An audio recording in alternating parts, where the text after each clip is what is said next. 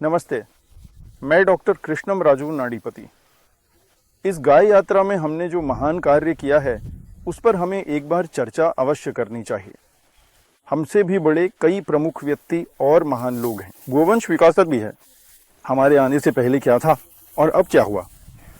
हमने जब शुरुआत की, सनातन धर्म में गाय घर के अंदर रहती थी और कुत्ता बाहर रहता था। अब कुत्ते घर में आ गए हैं और गायें बाहर। गायों को फिर से घर में लाने की सोचें तो घर छोटे हो गए हैं, सब मिनी साइज हो गया। बड़ी गायों से इन्हें घर लाना संभव नहीं, इसीलिए हमने गाय का आकार घटाकर कुत्ते या पिल्ले जितना किया। कैसे? शुरुआत में हमने छोटी देसी नस्ल ली, मतलब हमारा नाड़ीपति का पहला शोध। मैं मानव चिकित्सक हूँ। दूसरा शोध है ऊंचाई बढ़ाना। इसी तकनीक को उल्टा इस्तेमाल करके गायों की ऊंचाई कम करने के इरादे से हमने पहले पुंगनूर से लघु आकार बनाया, मतलब 2-2.5 फीट। लघु से हमने सूक्ष्म आकार बनाया, 2 फुट का। सूक्ष्म से नैनो, और अब ये नाड़ीपति नस्ल है। और भी छोटी, दुनिया की सबसे छोटी गायें यही हैं। सब लोग बिना जाने पुंगनूर पुंगनूर कहते रहते हैं। असल में जब मैं आया, पुंगनूर नस्ल विलुप्त होने वाली थी। पुंगनूर को कोई महत्व नहीं देता था। पहले माँ बछड़ा लेकर बाजार जाते तो लोग चिढ़ाते थे, छोटा बछड़ा लेकर आया है, अभी तक बिका नहीं क्या? दूध नहीं देती, गोबर भी नहीं होता, तो क्या फायदा? मुझे अच्छे से पता है। एक बार एक आदमी माँ बछड़ी को 3 बार बाजार ले गया, कोई नहीं खरीद रहा था, तो सब उसे चिढ़ाते थे, तेरा छोटा बछड़ा बिका नहीं क्या? अब पुंगनूर गाय की बहुत मांग बढ़ी है हमारी वजह से। पहले गाय केवल गांवों में दिखती थी, अब तो गांवों में गाय नहीं पालते हैं ना, गांवों में। अब तो ऐसी स्थिति आ गई है कि लोग अपार्टमेंट में भी गाय पाल सकते हैं। हमारे कॉन्सेप्ट के अनुसार सनातन धर्म में अब लोग कुत्तों के बजाय गाय पाल रहे हैं, उसके साथ आनंद ले रहे हैं। अच्छे बच्चे देती है, मोदी जी को भी दी है। इसने कितने बच्चे दिए दिखाया है। कई लोग कहते हैं कि इन गायों की डिलीवरी नहीं होती।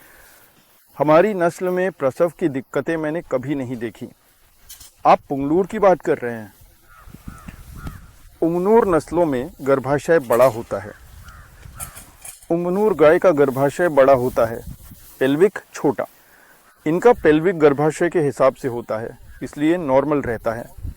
हमारी गायों में दूध में फैट 8 से 12% तक बढ़ गया है।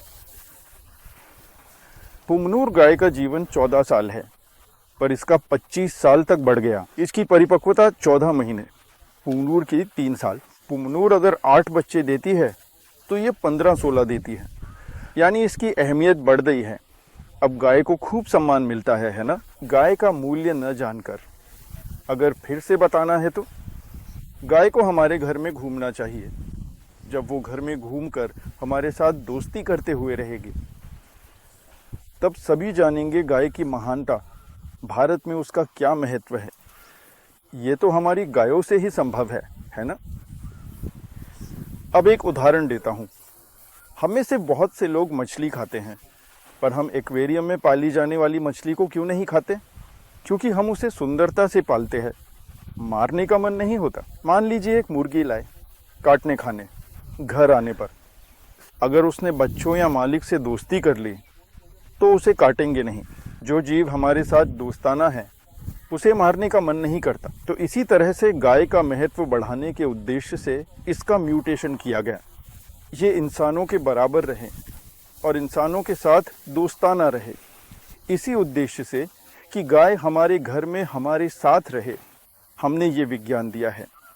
ये विश्वव्यापी हो गया है, पर कई लोग डबल गेट लेकर ठगे जा रहे हैं।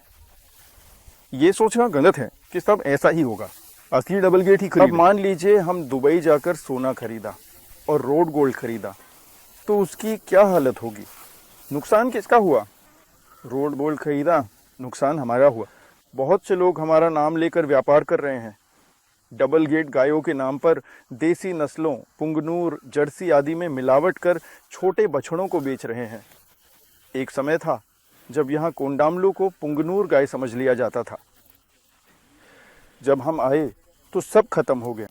अब फिर से इन छोटे बछड़ों को, नाड़ीपति बछड़ों को, अन्य देशी नस्लों के समान मानकर बेचने वालों को, हमारा नाम लेकर बेच रहे हैं, वो सब नकली है।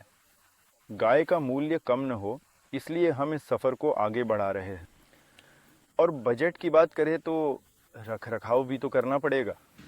मेरे पास बहुत कम होती हैं, गुणवत्ता पर निर्भर करता है। बाहर वाले आपको दे देंगे ये सब नाम बताकर।